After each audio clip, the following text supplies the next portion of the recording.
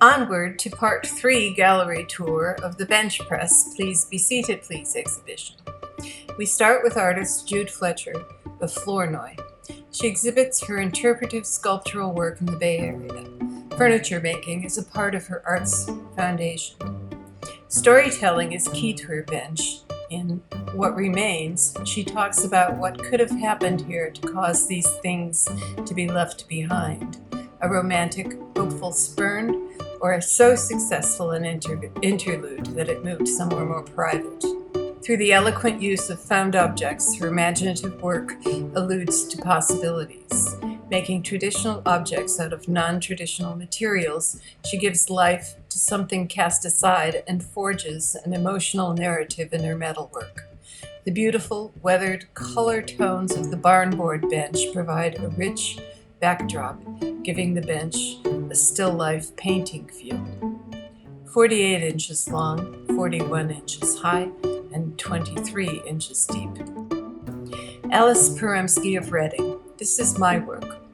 Over the 2.5 years of organizing this exhibition, I took the furniture making opportunity to explore the bench.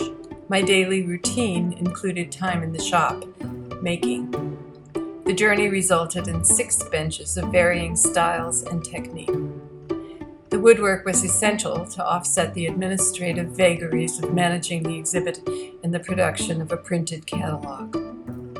This is Fiddleback, a straightforward seating option.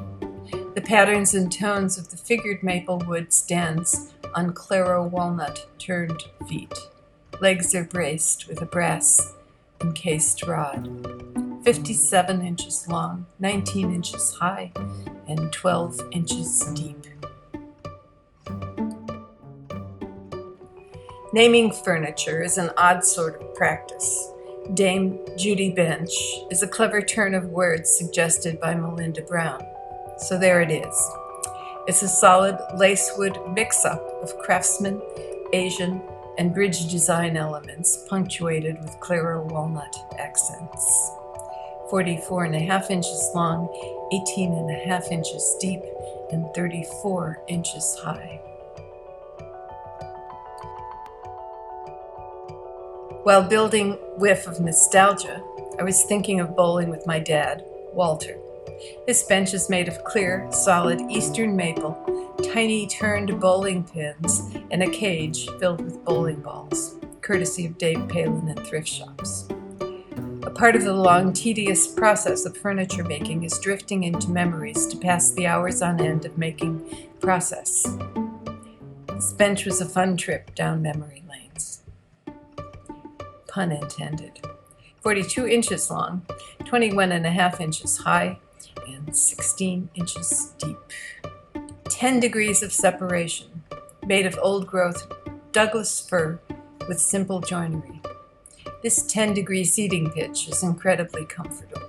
After making a couple of little viewer benches with this angle, I decided to expand and formalize the style. 54 inches long, 22.5 inches high, 13 inches deep, offers seating for 2. Waterfall was inspired by some natural edge ash planks given to me by Steve Woodrum. The tree was removed from a downtown Reading property. I do not usually build weighty edge or even greenwood furniture. However, I decided to go there with this bench.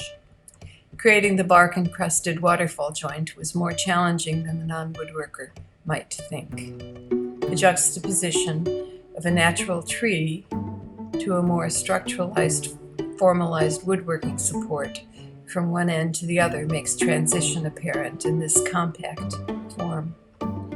Analogies to life are hard to ignore. 45 inches long, 22 inches high, and 17 inches deep. She Bench may be on my favorite list. Simple and sturdy in form, construction, and imagery, she makes a statement. From cave paintings through abstract and portrait art, the female form rules in this flat rendition. I couldn't resist adding a brain to the physiology. 45 inches long, 25 inches wide, and 54 inches tall. My own two-dimensional piece is a collection of pencil sketches of bench designs, some made, some better left unrealized.